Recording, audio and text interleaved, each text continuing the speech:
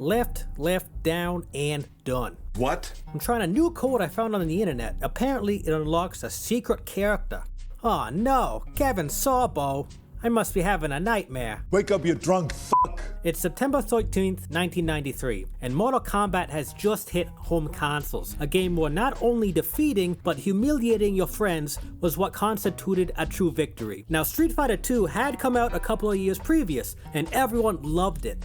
But the difference between Street Fighter 2 and Mortal Kombat was that Street Fighter 2 was for fun times with your buddies, and Mortal Kombat was for destroying childhood innocence. If you weren't at least a little bit intimidated by this, you probably took the short bus to school. Fighting games of the 90s introduced the world to the concept of freak show fights. Like, hey, this is fun, but what would happen if a kickboxer and a sumo wrestler fought for real? The Ultimate Fighting Championship was born to find such answers, and Mortal Kombat was determined to keep posing more questions, each more deranged than the last. And I don't care how tough you are, that thing is fucking scary. This wasn't just a game to us kids. This was a statement, and the statement was that ripping off someone's head wasn't just fun, but it also made you super freaking cool. See, the brutal finishing moves this game quickly became famous for weren't just something that anyone could do. You may get lucky by button mashing your way to victory in Street Fighter, but if you wanted Sonya Blade to blow the kiss of death, you had to know the code. And how did you get the code? Welcome to the black market of schoolyard secrets and boastful bullcrap. What are you talking about? What, you don't know what Mortal Kombat is? I don't care. Were you homeschooled or something? In 1973, Enter the Dragon entered the cinema and kicked off a wave of martial arts madness that has only recently began to simmer down. Starring the now legendary Bruce Lee, the plot revolves around Lee going undercover in a martial arts tournament on a private island, searching for evidence of the evil owner's involvement in a drug ring, who is using the tournament to select new members for his organization. What's Lee's character name? Why, it's Lee, of course. What a coincidence. See, back then, all the big shot bad guys had private islands, although I guess nowadays, that's still the case. Each main character in the movie has their own motivation for being at the tournament, and each fighter feels unique. The things people loved about the movie was what nowadays we take for granted. Secret invite-only martial arts competition, check. Exotic location, check. Beating up Jackie Chan, better believe that's a check. Nowadays this stuff is a trope, but in the 70s it was harder than combining the color orange with brown. Kung Fu and karate schools absolutely exploded in popularity because of this movie, and it's still regarded as the most successful martial arts movie of all time. Not even Bruce Lee making this face could stop people from taking it seriously. And what's popular in one form of entertainment always gets translated into others. Now, human versus human competition has been at the heart of video games since the beginning. I don't care how good a computer opponent is. Sticking it to your friends and rubbing the face in it was the highlight of any sleepover. And besides the playground, the second best place to beat the crap out of your buddies was at the arcade. Learning to effectively kick someone in the neck takes serious time and effort, but for the price of a quarter, you could become a martial arts master in a matter of minutes, thanks to the release of Karate Champ. Remember kids, there's no point in learning a skill in real life if you can just simulate it on a computer. In later fighting games, characters were fighting for the fate of the world. In this one, however, players fought over pixelated women. Like a lot of movies at the time, women themselves were the prize. Like, hey, you're the best at face punching, so here's your trophy, a human being. Let me remind you, this was the 80s and the term problematic had yet to be invented. Admittedly, to get good at this game, it was going to cost a lot more than a quarter. You'd think in an old game like this, the controls would be simple enough to learn. There weren't even any buttons, all you had were a couple of joysticks to work with. But if you did think that, you'd be dead wrong. Look at these instructions. I mean really, just look. Are you looking at this? Would you look at that? And somehow, the controls didn't get any less complicated on the Nintendo. Like, come on, I'm just trying to punch a guy in the face here, not land an airplane or talk to a therapist. The people willing to put in the effort into mastering a game like this were few and far between. Nowadays, being good at video games is something people brag about. But back then, it could get you punched in the face for real. being into traditionally nerdy stuff wasn't socially acceptable until Vin Diesel said it was. Some say that imitation should be taken as a compliment. If that's the case, then Karate Champ is the most complimented game of all time. Every single fighting game that came afterwards owes at least in part to it. Even Mortal Kombat co-creator John Tobias cites Karate Champ as its primary inspiration, which to me is hilarious. Like, who the hell looks at Karate Champ and goes, yep, that's it. That right there is what I want to devote all of my time and resources to. Not Gauntlet, not Rampage, but this. Like, sure, sports are fun, but have you ever tried just lying on the floor instead? So what did these new games do differently to improve upon this fighting classic? The first one to really take the world by storm was the Street Fighter series, and most notably Street Fighter 2. And what they did to progress was look to the past. Like Enter the Dragon, there's a secret tournament set up by a bad guy as a way to select new members for his organization. Each fighter has their own martial arts specialty and has a personal reason for entering the tournament. Unfortunately though, there's no option to beat up Jackie Chan. The game even gave you a different ending for every character. It all looks so bright and cartoony, the controls have been significantly simplified except for a few special moves, which thankfully are relatively simple to learn, and as one would expect, these special moves were usually included on the arcade cabinet itself or in the manual at home. Now I say as one would expect, but the information required to actually play a game effectively was not always something you could count on having. Let me give you an example. Let's say I'm playing Ghosts and Goblins, and instead of starting at level 1, I want to start at level 2. In games nowadays, you just select that from the menu. But not back then. There is no such option here to do that. And the only way to do it is if you happen to stumble across this article from Nintendo Power, issue number 1. In order to select a different stage in Ghosts and Goblins, you had to do the following. Number 1, press and hold right. 2, press the B button 3 times. 3, press up. 4, press the B button 3 more times. 5, push left. 6, press the B button 3 more times again. 7, press down. 8, press the B button 3 more times yet again. And finally 9, press start. Like, holy Jesus, why? Why would you program a game like this? How is this fun? I need someone to explain this to me like I was a child. In what way is it beneficial for anyone on the planet to hide something as basic as a stage selector through an absurd, secret series of buttons, instead of just adding it to the menu? Is this some sort of nerd revenge? Anyway, an important thing to mention about Street Fighter 2 is that almost everyone had this game. There was no controversy here. Kids were beating up their friends. Parents didn't care. You could even beat up the local crippled kid, and trust me, it'd be fine. Why is that? Because they look like cartoons. This was no different than what we were watching on Saturday mornings. Everyone looks happy to be there, you got that yellow explosion graphic when people get hit, and after the fight, they make a point of showing you that, although a bit roughed up, everyone is still very much alive. Also, no screaming. If there's no screaming, there's no crime. Like when I was a kid, whenever my brother would kick my ass and make me cry, he'd smother me with a pillow until the noises stopped.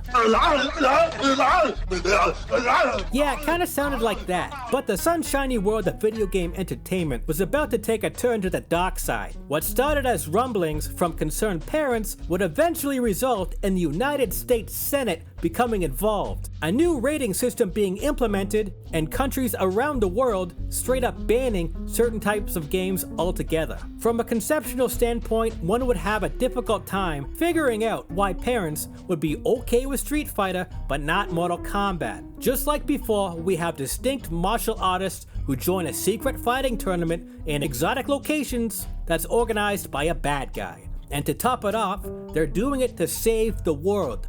Almost sounds noble, does it not? Well, like my cousin Jimmy says about his counterfeiting operation, the devil is in the details. There are 2 specific things that set this game apart from the others: realism and brutality. Now, when I say realism, I do not mean that this game obeys the laws of Newtonian physics. The only games that really try to do that are simulators, and those games are solely for workaholics and other types of masochistic freaks. By realistic, I mean they recorded actual real people to base all the characters on, which was a growing trend at the time.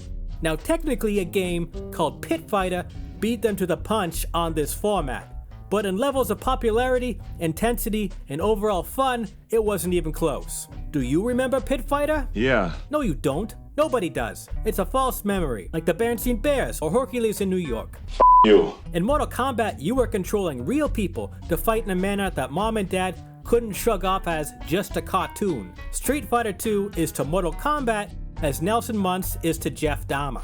Which brings us to the brutality of the game as a whole. There were no yellow explosion graphics when a character got hit. When someone got punched in the face, red stuff came out of that face. The environments are creepy, nobody looks happy, and when the fight ends, it's not a, hey, good game, see you at the next one. It's literally the main bad guy telling you to finish your opponent off, and he doesn't mean it in a romantic way. And depending on what secret codes you know, finishing your opponent can mean anything from a bath of fire to knocking their noggin sky high. I would say it is safe to assume they are not getting up again.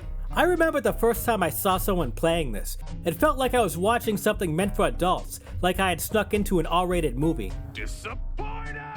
What the hell was that? Did you hear something? One of us is in deep trouble. Of course, admitting that the game looked intense was for babies. I wanted to be a cool kid, and cool kids played Mortal Kombat. So Mortal Kombat, I played. And folks, I will tell you this, desensitization is a real thing. It wasn't long before this became one of my favorite games to throw in the Super Nintendo. And it wasn't just the gameplay that was the fun part. This game, in particular, came with a very large social component. Remember how in Karate Champ, they told you the controls? And remember how in Street Fighter 2, they told you the controls? Well, in Mortal Kombat, they told you some of the controls, but the other controls, you know, to do all the cool stuff? Nah, they didn't tell you those ones. They had the goal to literally print blank lines in the manual for you to write the special moves in yourself, if you happen to come across any. A control section without controls. Who does this? Are you looking at this? Would you look at that? As an adult, I am slightly less of a coward than I was as a child. But I fear the person who came up with the gimmick of withholding otherwise standard information in video games. This move is both one of genius and true sadism. There are only two ways to find out secret moves. Number one was to purchase a game strategy magazine that hopefully had the moves you were looking for. However, that option costs money, and kids just don't have much of that, no matter how many of them you shake upside down. What kids do have though is time, which brings us to option 2, literally pressing endless combinations of buttons and seeing what happens. Seriously, this is what those blank spaces were for. They expected us to sit on our asses for weeks, trying everything we could think of, and when something happened to do anything, we were supposed to write down exactly what we did if we happened to remember. And did we do it? You're damn right we did. The good TV shows only came on at specific times, and watching movies meant biking to the video store and ponying up what little cash you had for a tape that you hope didn't suck. Options were limited. If you owned a game, you played that game until either Christmas or your next birthday. I mean, what else were you gonna do? Read a book? What did you like to do in your spare time? Coming in front of 5,000 people. Now, despite having more time back then as kids than we generally do now, there was a limit to how much a single person could realistically invest into the anthropological research of secret codes. That brings us to the alternative method of discovery, the schoolyard black market. And like every other black market, this was a place where truth and lies melded into one. Hey Jimmy, wanna know the acid bath code? On the Deadpool stage, hold low punch and low kick, and then, yeah, whatever Mick, everyone knows that code. Oh yeah? Well, do you know the nude code? What's the nude code? It's a code where all the characters' clothes come off. Liu Kang's nuts go down past his kneecaps. That's not true. Yes it is. I saw my cousin do it last weekend and he showed it to me. And if you give me your fruit roll-up, I'll ask him if it's okay for me to tell you. Now, you would think a scam like this wouldn't last long, but nah, there was no way to truly test if someone was full of crap or not. What, the code didn't work? Oh well, you just did it wrong. It's your problem. And legitimately, that very well could have been the case. The timing on these things was razor sharp, and if you weren't quick enough, they didn't work. Games back then were unforgiving, and all of us had been conditioned to blame ourselves. This is it. This is where our collective low self-esteem originated from. Also, like it or not, this was the most reliable way to actually get the codes. Sure, a lot of time you'd get a bunch of bullcrap, but from time to time, you'd get the real ones as well. And there was nothing more satisfying than being the first one to show your friends a new fatality. What are you talking about? Fatality. That's what the games called the secret finishing moves. In later entries, they'd introduce different types of fatalities, like brutality, animality, and my favorite, babality, where the loser turns into a baby. And look, I know what you're thinking, but this isn't weird. You're weird if you think it's weird. Anyway, the fatalities and violence we got on home consoles was nothing compared to what you could see at the arcade. If you wanted to paint your characters red, you needed to put in a special code on the Sega Genesis, or use a Game Genie on the Super Nintendo. This is back when companies like Nintendo were still new to the idea of making games for an older market, and were a bit timid on how far they were willing to go. But that went away real quick when they saw the sales numbers for the Sega Genesis version, which kept significantly more of the brutal elements compared to the Nintendo release. And so, once the sequel came out, Nintendo stuffed all that red goo back into the game. I mean, really, that was half the point of playing it. And once you got it, nobody touched the first game again. We had graduated from, when I grow up, I want to be a karate master, to, if I grow up, it'll be upon the bodies of my slain enemies. We got cool new characters, different exciting ways to see someone's internal organs, and Liu Kang could even turn into a dragon and eat people. You knew what was up just from the opening screen. It promised intensity, and with that promise, enter the US government. See, the Mortal Kombat franchise wasn't the only thing pushing the adult content limits on home consoles, but it was the most prominent. Games weren't like movies back then. If you wanted to rent an R-rated VHS tape, you had to be of age to do so. But if you wanted a copy of Mortal Kombat 2, there was nothing stopping a kid from buying it beyond the price tag. And as we all know, kids are master manipulators. No, Mom, it's fine. This game is totally for kids. And then Mom has a meltdown when she catches little Jimmy gazing at pixelated boobs. It was moments like this and others, like women getting attacked in the game Night Trap, that sparked the involvement of the United States Senate. Watching these hearings is like opening up the world's lamest time capsule. You got old men trying to get a sense of what exactly they're supposed to be angry about, and you've got reps from Sega and Nintendo pointing fingers at each other. Besides attempting to instill some sense of shame or moral superiority, the point of these hearings had one clear goal: regulate your industry or the government will step in and regulate it for you. So regulate it they did. And the ESRB, aka the Entertainment Software Rating Board, was born. This is the origin of those letters you see on game boxes. You've got E for everyone, T for teen, M for mature, and AO for adults only. The M rating never really made sense to me, as the difference between mature and adults only is literally only 1 year. Then again, I guess the court system sees this as a pretty big difference. And what was the first game to be slapped with an M rating? Why, Mortal Kombat, of course. But just like underage drinking or stealing from the blind, being told you're not allowed to do something just makes it more fun. And every group of friends has that one kid whose parents will let them buy or do anything, regardless of how dangerous or inappropriate it is. Unless, of course, you were a German kid, where the game was banned from the country entirely after being added to the Liste Jugendverherrlichender Medien, or list of media harmful to young people. And all the copies previously sold were confiscated. Now, usually I'm not a fan of that kind of censorship, but for the Germans, you know, some people just don't need that kind of encouragement. In a way, this rating system backfired on all the keepers of moral righteousness out there. See, now game companies could make and release any kind of game they wanted and shove all the responsibility on the retailers. What, your kid played an M-rated game and then broke the Geneva Convention? Not our fault. Take it up with the evening shift corner store employee who rented it out. I'm sure he really gives a shit. Remember how I said what's popular in one form of entertainment always gets translated into others? Enter Lawrence Kasanoff. Kasanoff, at that time, was mostly known for being an executive producer for a whole bunch of quality flicks, like Blood Diner, Bud the Chud, and of course, Ghoulies 3, Ghoulies Go to College. However, he ended up having a big hit on his hands with 1994's True Lies, starring Arnold Schwarzenegger. Hey, that reminds me, you know who you sound like? Lou Ferrigno. Bingo.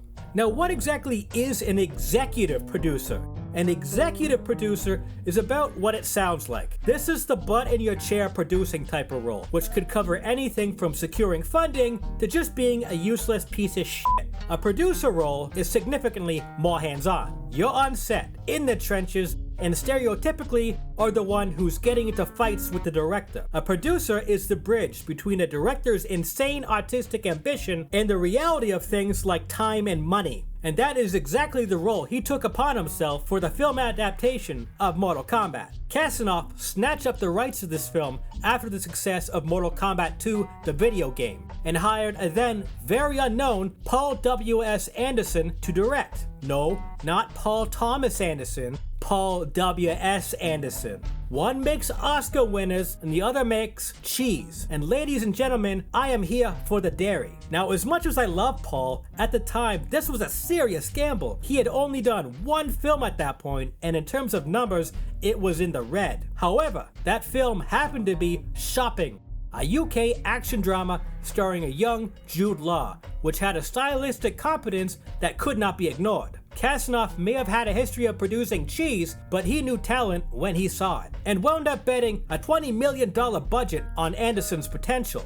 With the director and producer locked down, they had just one major element missing: a script. Now, some producers seek out writers who want to express their own unique interpretations on material. Kasanoff was not that kind of producer. He hired writer Kevin Droney for the job, known mostly for his work on the Highlander TV show. And based on how the movie turned out, I imagine the conversation went something like this. Okay, Kevin, have you seen Enter the Dragon? Yes, indeed I have. Great movie. Yes, great movie. Well, we're adapting a video game that's concerningly similar to Enter the Dragon. Okay, I think I know where this is going. Great, we're already on the same page. Yes, you want me to make it even more like Enter the Dragon than it already is. Kevin? Yes, Kasanoff. You just read my goddamn mind. Now, what's important to note here is that it's easy to nitpick similarities in nearly everything. However, the sheer volume of similarities here is absolutely worth noting. Let's start with the setting and plot. What's happening in these movies? Martial artists competing in a fighting tournament. Where is this happening? On a secret island. How do they get there? Boat out of Hong Kong. They're met with dinner and a show of force from the tournament host / main bad guy. There's a bunch of fights, there's a secret lady informant, and eventually the main villain falls onto a pointy thing. Personally, that's how I want to go out as well. Unnecessarily elaborate and difficult to explain to family members. The day I get a terminal illness is the day I start gluing knives to the floor. There are a lot of similarities in the characters as well. Earlier I mentioned how Bruce Lee goes to the island to find evidence of a drug ring. However, this is not Lee's sole motivation. He is also going because one of the bad guys on that island caused the death of his sister. This is similar of our lead hero in Mortal Kombat, Liu Kang. Only for Liu Kang, it's a brother instead of a sister. And did I mention they were both trained by monks? Maybe I'm being nitpicky, and this sort of thing just happens in Asia all the time. Now, the Liu Kang and Bruce Lee connection is beyond obviously intentional, especially in the first game. The character model looks damn near identical to the actor. And like Bruce Lee, the actor that got to play the character was, in real life, an incredibly talented martial artist. Meet Hong Kong American actor Robin Shou, who had an extensive background in stunt work and choreography. In my opinion, a perfect casting choice that we almost didn't get to see. Shou at first refused the role, and with good reason. See, a problem that has been around since, well, the invention of movies itself has been using minorities as villains, or in some cases, white people simply dressing up as minorities. Even when they weren't playing the bad guy, they still weren't doing it in good faith. Look at this, here's Mickey Rooney playing a Japanese man in a comedy film, Breakfast at Tiffany's. You disturbing me! People just shrugged this stuff off back then. Like, yeah, sure, that's fine. We're not gonna pretend we're above any of this until 1964. Racism has been around forever. but the particular focus on Asian bad guys really kicked off during the Second World War. Even Batman wasn't immune to this. And so, when offered the part, Shaw understandably assumed that he'd been cast as a villain. Thankfully, his agent insisted that the role was for the hero, and Shaw accepted. And boy am I glad he did. One of the reasons that the fights are as fun as they are in this movie is because of Shaw's ideas. The combat scenes in Enter the Dragon and other Western martial arts films up until that time were traditionally more grounded in some sort of reality. Shaw, however, with an extensive background in Hong Kong cinema, was quick to point out that sure, reality is fun and all, but this is Mortal Kombat. And with his guidance, Shaw essentially introduced Hollywood to wire fu, in which fight scenes are amplified by the use of putting actors on wires, which although maybe not realistic, makes it a ton more fun to watch. I mean, how else are we gonna see him do the shadow kick? Admittedly, when I first saw Crouching Tiger, Hidden Dragon, I straight up believed that some Chinese people could actually do this stuff. But in my defense, there was only one Asian kid at my school and he could do magic. One of the similarities I didn't notice right away was between these two characters. Mortal Kombat's Johnny Cage, played by Lyndon Ashby, and Enter the Dragon's Roper, played by John Saxon. Now both of these characters have a background in luxury, they travel with an absurd amount of bags, and they both resort to striking the biggest, baddest competitors on the island square in the nuts. The nut punch thing wasn't even just for the movie. This is, hilariously enough, the main thing Johnny Cage was known for in the game. A big difference here though is that John Saxon's character is better set up. We're shown that Roper, who is clearly used to a life of luxury, is now out of luck and out of options. Goons are interrupting his golf game, trying to shake him down for cash, which he does not have. Running off to fight in a deadly island tournament for the chance to settle his debts is at least understandable for a desperate man. For Johnny Cage though, his motivation is to prove that he's a real martial artist because of some tabloid magazine? I'm sorry, but nah. There are easier ways for famous people to show off their skills. Johnny Cage works around cameras all day. Walk into the street with a camera guy, pick a fight with someone, and bam, you give that footage to TMZ. Done deal. Also, isn't this tournament a secret? Even if he won, how the hell would he prove it to anybody? I know actors are stereotypically a little slow, but Johnny Cage is as dumb as shit. Actually, you know what? I take that back. In theory, yes, this sounds dumb, but in practice, this actually worked. Another movie with a similar plot to Enter the Dragon is Bloodsport. They even share actor Bolo Yeung acting as an enemy fighter.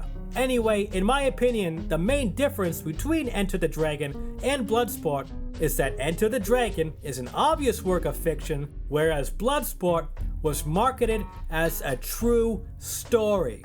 In this movie, Jean-Claude Van Damme plays Frank Dukes, a real person who had managed to convince a whole lot of people that he had been trained as a secret expert ninja. And also, when he wasn't too busy going on covert missions for the CIA, he was participating in the Kumite, the ultimate invite-only martial arts tournament in the world, created by the International Fighting Arts Association, aka the Black Dragon Fighting Society.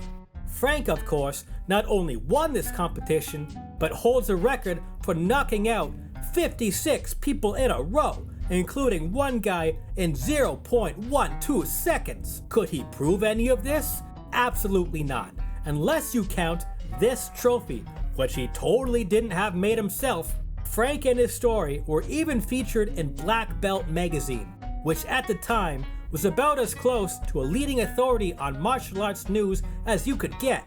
And before the article even begins, the magazine admits that although the story sounds hard to believe, they totally looked into it, and that it's legitimate, even though Frank is the only person who has ever been given permission to talk about the event to the public, and that there is no proof that such an event exists or has ever existed in any way, shape, or form. How does one manage to pull this off, you may ask? It's like the cheat codes. Like, hey guys, I know you've never heard of me, but I'm the best fighter in the world, and all the real martial artists know about me, and then you only need one of them to crack and go, oh yeah, I've heard of this guy, of course, Frank is totally legitimate, and the rest of them start to fall in line. As our world continuously shows, facts simply don't seem to matter to a high percentage of the human race. People's egos do. So I guess Johnny Cage wasn't dumb so much as he was trying too hard. He could have just stayed home and lied about it. Now why the hell am I rambling on about this?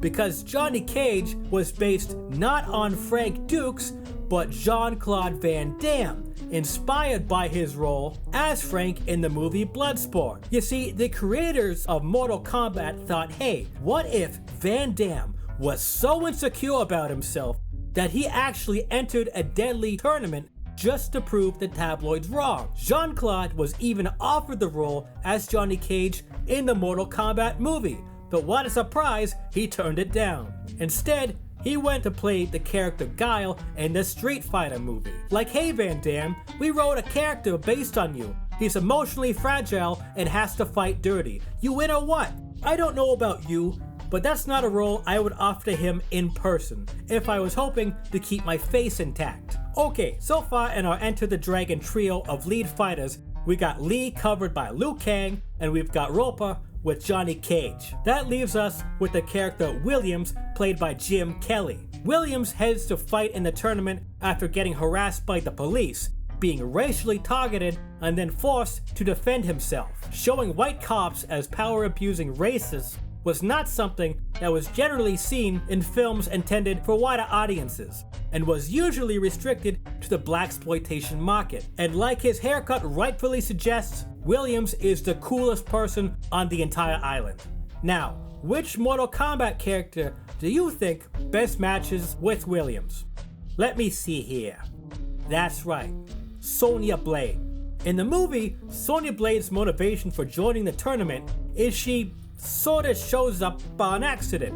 Her former partner, who we never see, was taken out by red-eyed bad guy fighter Kano, and while hunting him down for revenge, she follows him onto the magic boat in the harbor. By the way, she does have a new partner at this time, Jax, who is an actual character in the second game, but she just leaves him behind. He's quickly introduced and then he's gone for the remainder of the film. Imagine being a kid and having Jax as your favorite fighter. Like, yay, cool, there he is. Sonya, slow down, hold up for Jax. What the hell, are you kidding me? Stop the boat. This movie's a bunch of shitty fucking horse cock. Anyway, revenge is Sonya's entire motivation for the movie. That's two main characters out for revenge and one to show the tabloids how cool he is. Not quite on par with Enter the Dragon, but admittedly, that is a high bar to hit. Anyway, Sonya was almost played by Cameron Diaz, but she couldn't take the role due to an injury, which thankfully meant we got Bridget Wilson instead.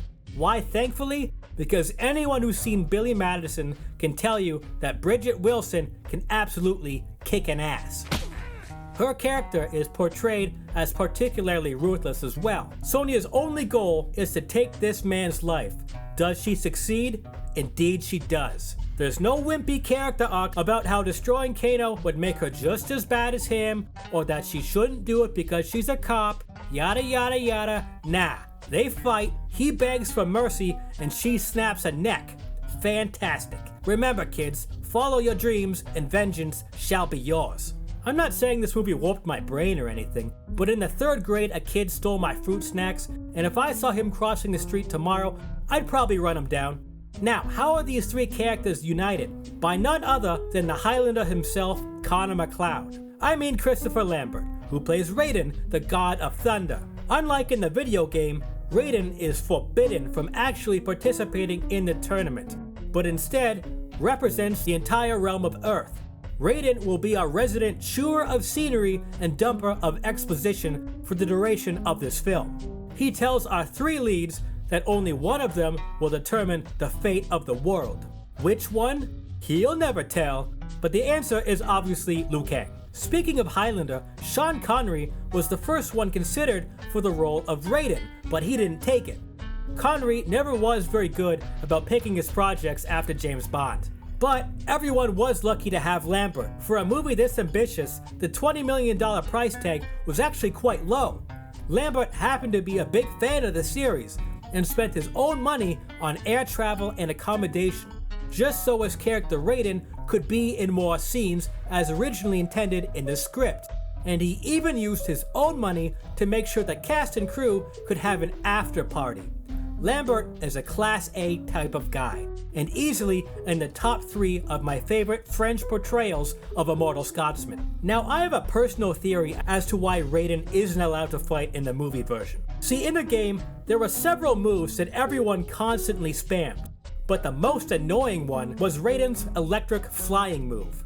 Once kids figure this out, that's all they do. And if you were playing at my house, playing as Raiden was strictly forbidden. Based on my experience, it is my suspicion that the writer had the exact same experience that I did and reacted appropriately. No fighting for Raiden. You take that Big Trouble in Little China crap the fuck out of my house. Anyway, in Enter the Dragon, everyone has their own personal motivation for being there, but the overall prize of the contest is a giant pile of cash, which is in itself pretty motivating. In Mortal Kombat, however, the prize for winning is that the Earth isn't destroyed. See, there exists what's called an Outworld Emperor, and he's some jerk-off from another dimension that wants to take over our planet, but he isn't allowed to do so unless his goons beat our goons in the tournament 10 times in a row.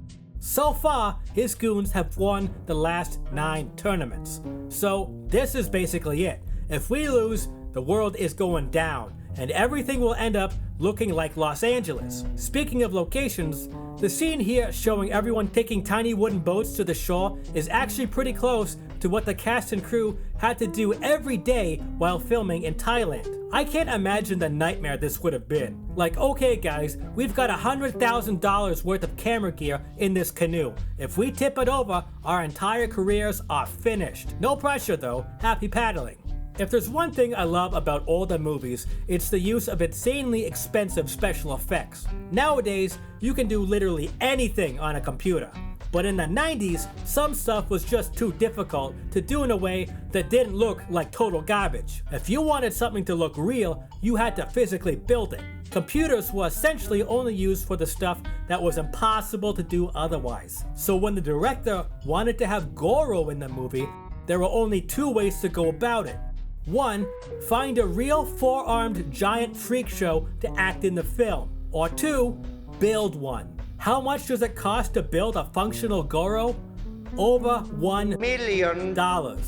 And I use the term functional loosely here. This thing was nearly as cursed as the shark from Jaws. Even with all the animatronic components, it took over a dozen puppeteers at a time just to make it do anything. And for the poor guy inside, Tom Woodruff Jr., the costume would run out of air within a couple of minutes. Tom didn't even get credited for enduring all of this, and for some reason, neither did the actor who did his voice, Kevin Michael Richardson. These difficulties greatly reduced how much Goro was in the film. I do like though how they make a point of showing how stupidly overpowered this guy is, and how he alone destroys basically 90% of Earth's combatants, and the only way to beat him is by fighting cheap and dirty. From my experience, this was exactly how it was in the video game. You spammed your cheap moves, otherwise he'd pick you up and smack you silly.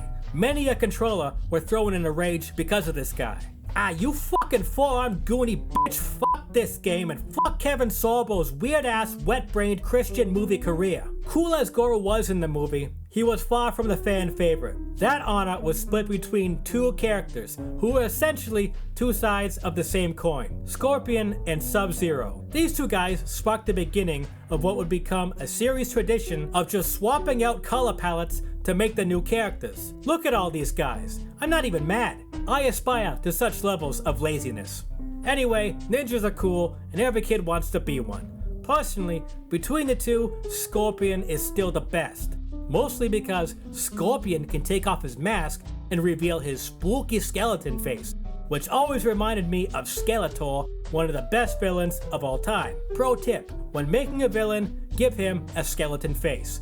Instant A+ winning formula. They also threw in the green version of these guys, Reptile. For most of the movie, he looks like this stupid lizard thing. It looks like crap now, and it looked like crap then too. Why'd they shell out over $1 million for a complicated Goro robot and not just spend $10 to make a hand puppet for Reptile? I have no idea. I cannot believe they couldn't find a cheaper, less crappy looking way to do this. Filming these scenes was also a pain, as nobody on the set had any idea what the computer version of Reptile was supposed to look like. I'm guessing this is the result of blowing through the entire budget by the time they got to editing. Like, crap, we're broke. Does anybody here have a kid who knows how to use a computer? Any knowledge whatsoever will do just fine. But none of these guys are the main villain in this movie. Scorpion, Sub-Zero, Goro, they all report to our main head honcho, Shang Tsung. We see this guy ice Liu Kang's younger brother in the beginning of the film, and the actor who they got to play this guy is the legendary Japanese-American actor Cary Tagawa. This guy's portrayal of Shang Tsung was so legendary that they kept bringing him back for the role in various forms for over 20 years. Some people were born to play heroes, others villains. Just look at this face. It was either become an actor or become a crime lord for real. On a related note, there are two reasons to watch the movie Showdown in Little Tokyo. Tagawa is reason number one. Reason number two, however, is watching Bruce Lee's son, Brandon Lee, talk about the impressive size of Dolph Lundgren's dong. Does this count as another connection to Enter the Dragon? I'm saying it does. Are you ready for this? Okay, here we go. You have the biggest dick I've ever seen. But it doesn't stop there. Brandon feels the need to be specific. No, man. On a man. When comparing sizes, for the sake of fairness, it's important to indicate the species. This gives me the impression that Brandon's character spent a lot of time at the zoo and I bet was kicked out at least once. Just like how Hollywood kicked out Kevin Sorbo for being a slimy piece of shit. I want you. Okay, I'm pretty sure he's outside my room. So we've got our bad guys established, our good guys fight them, and eventually it's up to Liu Kang to defeat the main boss. This is where Shang Tsung shows off his powers. Like in the game, he can transform into the people whose souls he has stolen. And one of those souls is Liu Kang's brothers. This moment still holds up. And if you don't feel it, you're a heartless monster. Liu Kang fire punches Shang Tsung onto some spikes, his brother's soul is free, and hooray, the human race wins the tournament. Happy ending all around. That is, until the Emperor shows up at the end anyway, making all of the events of the movie completely pointless. That's it. That's the end of the film. Thanks for coming out, folks. Oh, you want to see what happens? Well, you're gonna have to wait for the sequel, and boy, are you gonna regret that. Sequels are always in a tough spot. It can be incredibly difficult to capture the magic of the first movie. Just look what happened to Christopher Lambert's Highlander sequel, Highlander 2. They threw out everything established in the first movie, then set it in the future, and made all the Highlanders aliens somehow. This movie is weird and hard to watch. It's like watching young kids play with your Lego collection. They're just gonna break it, and the best case scenario is that they turn blue from choking on the pieces. Highlander 2, however, managed to keep Christopher Lambert, which cannot be said for Mortal Kombat Annihilation, which had to replace Lambert with James Remar. Now Remar is a fine actor, but he lacks Lambert's cheese level. See, you've got your fine cheeses on the top of the scale here. These you serve with a nice wine. But you've also got your knockoff brand cheese product that are mostly plastic and tobacco spit that have spent the last 3 weeks baking in the sun on the side of the highway. These you serve with crystal meth and divorce papers. Robin Cho is our only lead hero actor from the first movie to suffer through this thing. Sonya Blade is replaced by actress Sandra Hess, and Johnny Cage is replaced by Chris Conrad, who manages to survive for a whole 10 seconds of the movie. I don't think anyone in the audience really cared though. I mean, heck, who had Johnny Cage as their favorite character? Nobody, that's who. And look everyone, Jax is back. I hope he does better than the black characters in the previous movie. What's really weird here is that we still have the same producer of the first movie, Lawrence Kasanoff, as the producer of this one. It really shows how important your director choice is, because they sure as fuck didn't get Paul back for this one. Oh no, they pulled out the big guns. They got themselves John R. Leonetti, who was known for directing nothing. This was actually John's first role ever as a director. All his previous work was as a cinematographer.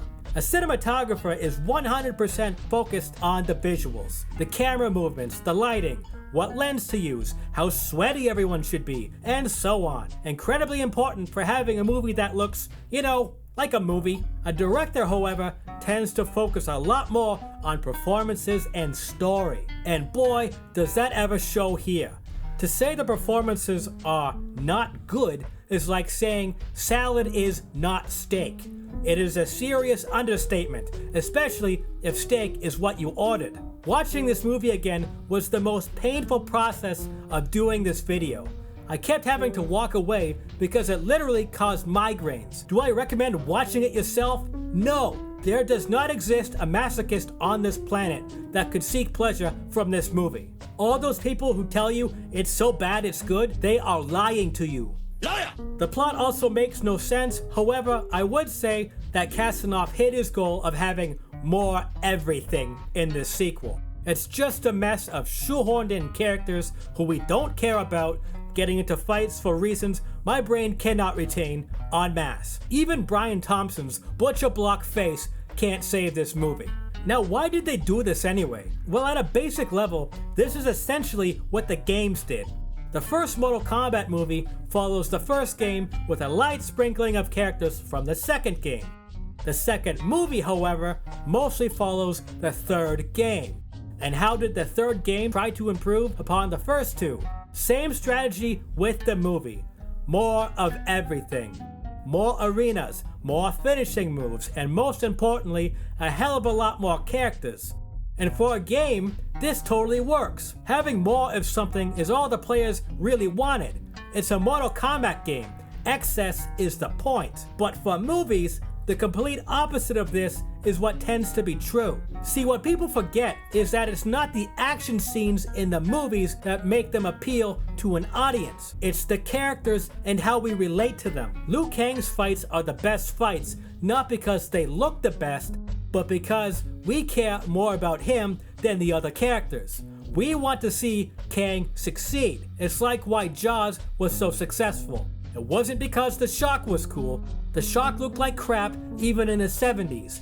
However, we cared about Chief Brody. And when you just jam in a bunch of characters we don't care about, you end up with Jaws 3, aka Jaws Goes to SeaWorld, and now you're in the roadside cheese paste category. Surprising to nobody who saw Mortal Kombat Annihilation when it came out, this movie bombed. And as a result, despite having plans for a third, it took literal decades for another Mortal Kombat movie to go into production. That didn't mean, however, that there weren't other weird-ass attempts on the narrative medium. Most notoriously is the animated film Mortal Kombat The Journey Begins. I put the term animated in quotes because what this actually is one of the sloppiest and greediest forms of marketing I have ever seen. This movie was released on VHS before the actual live-action Mortal Kombat movie hit theaters, and calling it a movie is being generous. We're talking the lowest of low-grade sweatshop animation, mixed with computer graphics that look like they were only supposed to be used as a placeholder until the real footage was ready. But then a producer went, yeah, whatever, kids are stupid, and just decided to go with it. And the story? There is no story. None.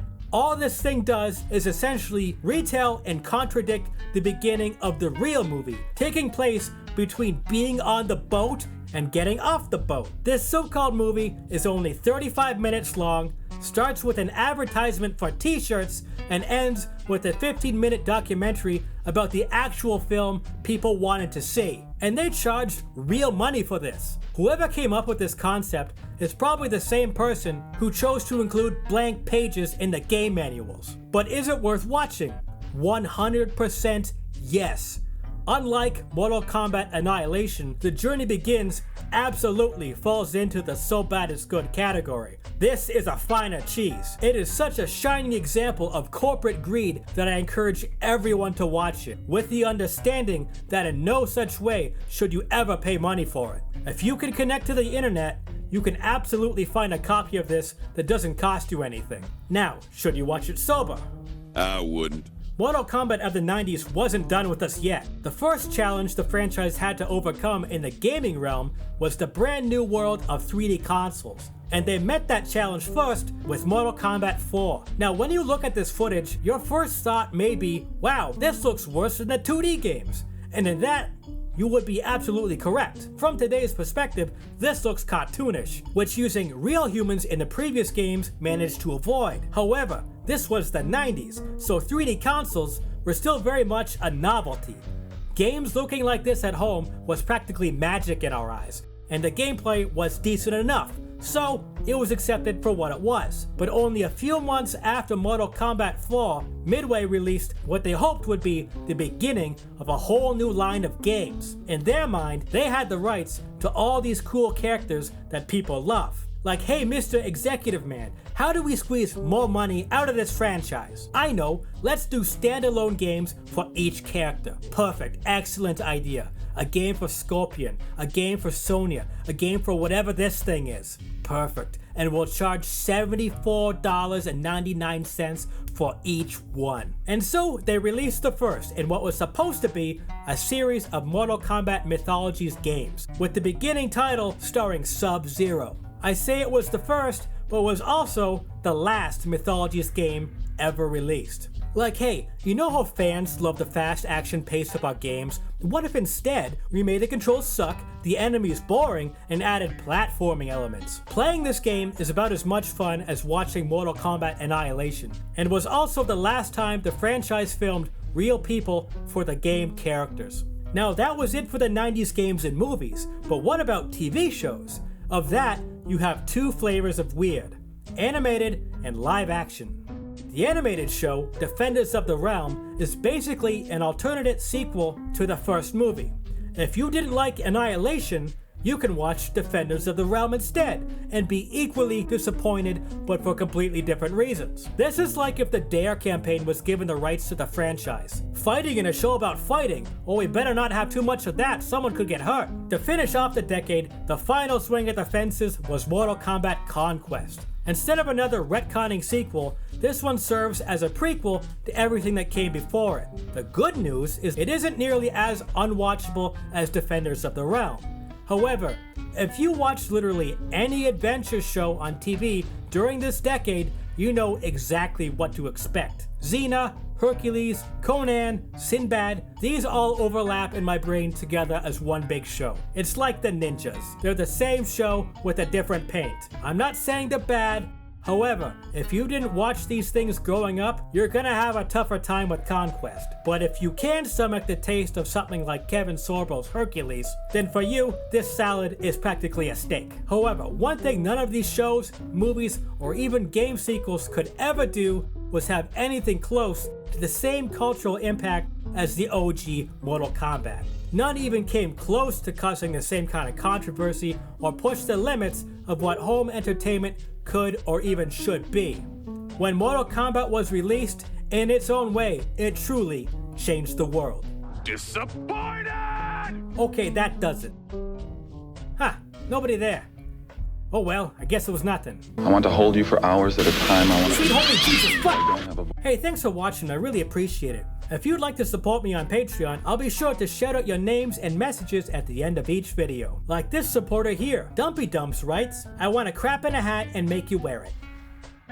Thanks for the support. Take care, and I'll see you soon.